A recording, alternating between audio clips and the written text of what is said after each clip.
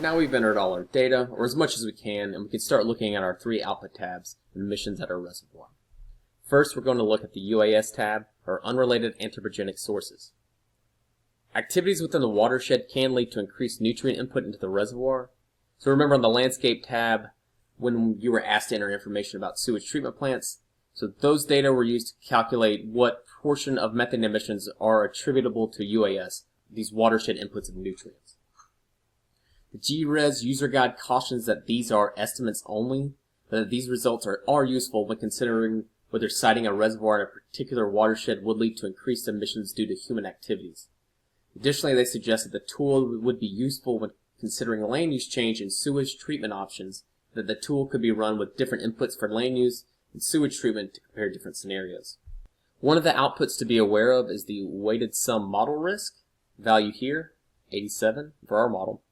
This is dimensionless and cannot be used to compare reservoirs, but it is useful to compare those different scenarios I just mentioned in the same reservoir. Also pay attention to the comment on risk factor section here on the right. The tool is telling us that at Harris Reservoir, UAS emissions are likely sensitive to climatic changes.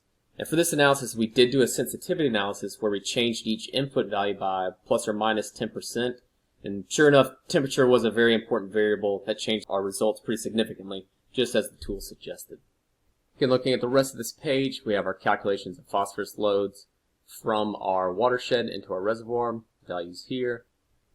We see estimated contribution of UAS to emissions from the reservoir. You can see that total value here in grams of CO2 per meter squared per year, and the amount of methane of the total estimates due to UAS. So it's actually 56%. It's pretty high here.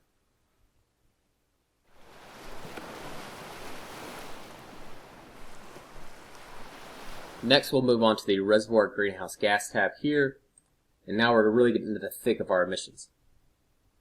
The first section of this table is annual emissions from the reservoir in tons of CO2 equivalent per year, and the second is aerial emissions in grams of CO2 equivalent per meter squared per year.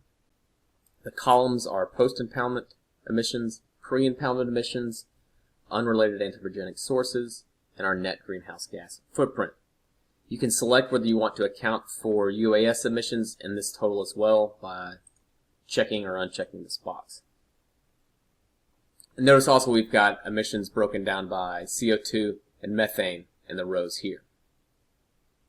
Notice that for pre-impoundment emissions, we have negative numbers. This indicates that before the dam was built, the area underneath the reservoir was actually a carbon sink, and this loss of this carbon sink is accounted for in the net greenhouse gas footprint here on the right.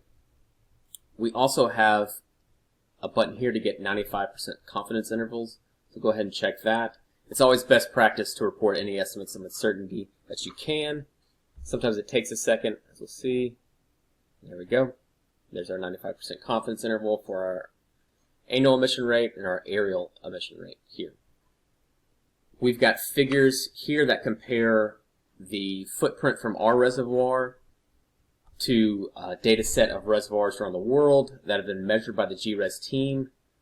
We have this checkbox over here. We can compare our reservoir to other reservoirs from the same climate. So we're in a subtropical climate. So if we check this box, it'll compare our reservoir only to other subtropical reservoirs. You'll notice right now in the entire data set, it's pretty high compared to the rest of the other reservoirs. Let's check this box, and we can kind of see that we're really right there in the mean. And here we've got a breakdown of methane emissions, different pathways. So here we have diffusive and bubbling, accounting for the entirety of our emissions. We've got this user notice here on the right. We have a shallow water intake. So again, our water intake is above our thermocline, and it's telling us that degassing is likely not important. These figures down at the bottom are going to compare our methane and CO2 emissions, again, to that worldwide data set. But again, we've broken it down by pathway. So we have diffusive emissions of methane here, on the higher end there, on the higher end here. For bubbling emissions, again, degassing is considered zero because of our shallow water intake. And then our CO2 diffusive emissions, kind of right there in the middle.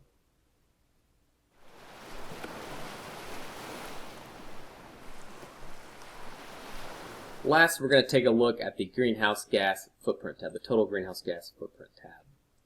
Some of these numbers will be the same as on the previous page, but here GRES has accounted for construction emissions, see in this column here, in the annual emissions. We've also got total lifetime emissions from the reservoir, assuming a 100-year lifespan of the dam, of the project. And again, we've got this button to get our 95% confidence intervals. And again, I highly encourage you to get 95% confidence intervals for your predictions. Then we've got a breakdown of emissions by reservoir service. And then following that, we have power density and greenhouse gas emissions intensity for the reservoir. Power density is in watts per area of reservoir, while emission intensity is grams of CO2 equivalent per kilowatt hour. Depending on the reason for your analysis, this may be the most important result from GRES.